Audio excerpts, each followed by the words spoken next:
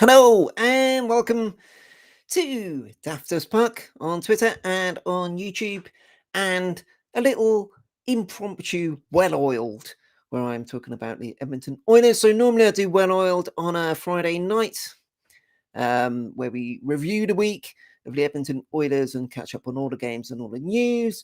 But I was having a look at the stats and various things and the projected lineups ahead of tonight's game against Winnipeg Jets, and I thought, well, why not have a go? Why not do something quick and easy, not too much in the way of graphics and stuff like that, but just having a quick go of going through the key points, looking ahead to the game. So hopefully this will work, and it's all working fine. Let me have a quick look. So the main details, of course, are the details for the game tonight, and that is the game between the Edmonton Oilers and Winnipeg Jets. And as we know, Jets fans know too well. Unfortunately, Oilers fans, we know all too well too. This is something of a revenge mission for the Oil after the 4-0 sweep by the Jets of the Oils in the first round of the playoffs last season. And still very raw, still seems quite pretty not long ago, really, pretty close. So there have been some changes on both teams, but the core players are all still there, and you get the feeling that they're all really going to want to hit hard tonight. We play them again next up on Thursday back at Rogers Place, but we shall see how things go tonight, because it's a big game for both teams, and they all need a win. We need a win against those Jets to get us back on track against that team. So the details: the Edmonton Oilers are 11-3-0 so far this season. The Winnipeg Jets are 8-3-3. Decent start for the Jets, has to be said. And the game is due to start 6 p.m. Mountain Time. So that is 1 a.m. here in the UK. So it's not on Premier Sports, the TV option here in the UK, so we can watch it on NHL.tv. I'll be honest, I won't be up at 1 a.m. watching it live. Work tomorrow. I had a busy day today, so that's not going to work. I'm not going to stay awake for that, I'll just be honest. But I will be getting up at about 6 o'clock or so in the morning tomorrow to watch it back before starting work. And based on the last game against the Blues, well, I'm going to be jumping up and down, hopefully, jumping up and down with joy rather than with pain and despair at another Oilers win. But we shall see. Anyway, let's have a look at the recent form. So the recent form for both teams has been relatively good.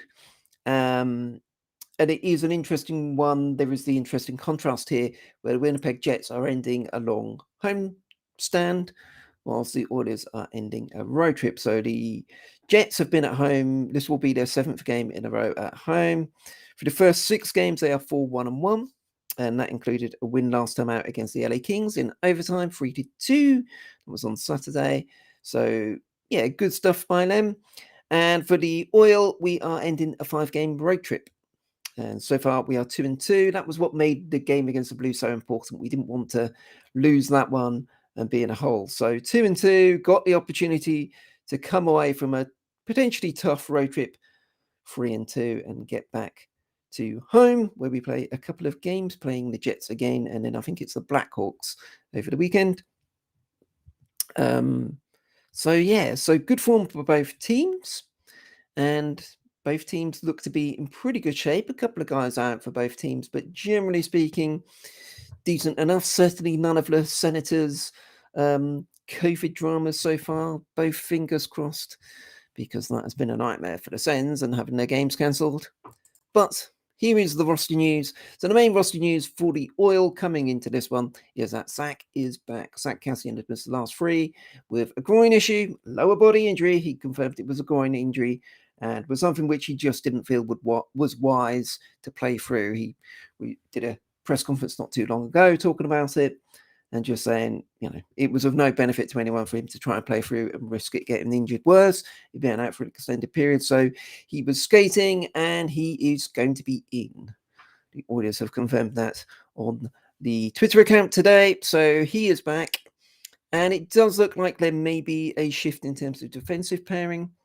So We have seen Nurse and Bouchard together for much of the season, but it looks like they will be split up. So Nurse will go back to being with Barry, and it looks like Evan Bouchard is going to be alongside Slater Cuckoo.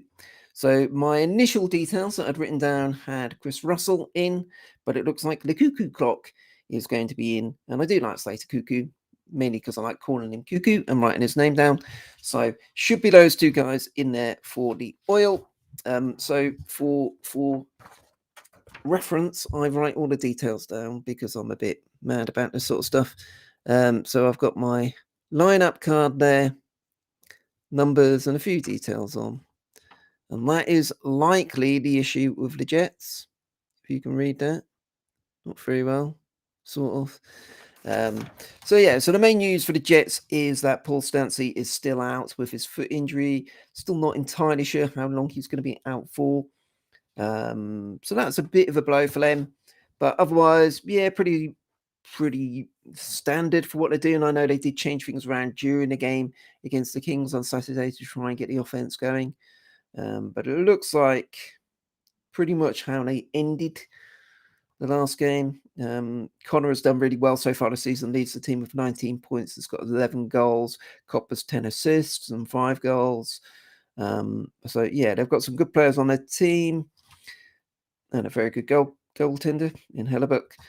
But we need to talk about Mikko Koskinen, because Mikko came into the season much maligned, I would say, but has done a phenomenal job. Was incredible against the Blues last time out.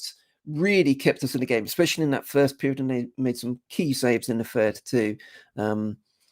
Precisely the sort of situation where people have looked coming into the season with Koskinen and Mike Smith that we didn't quite have the goaltending for the playoffs. Well, Koski did a job and he was fantastic. If he can play like that more games than not, then the goaltending issue may not be such an issue after all. And certainly Stuart Skinner looked more than competent early in his NHL career recently. So we'll see how long Mike Smith is out. Again, that still seems a bit up in the air with the roster news.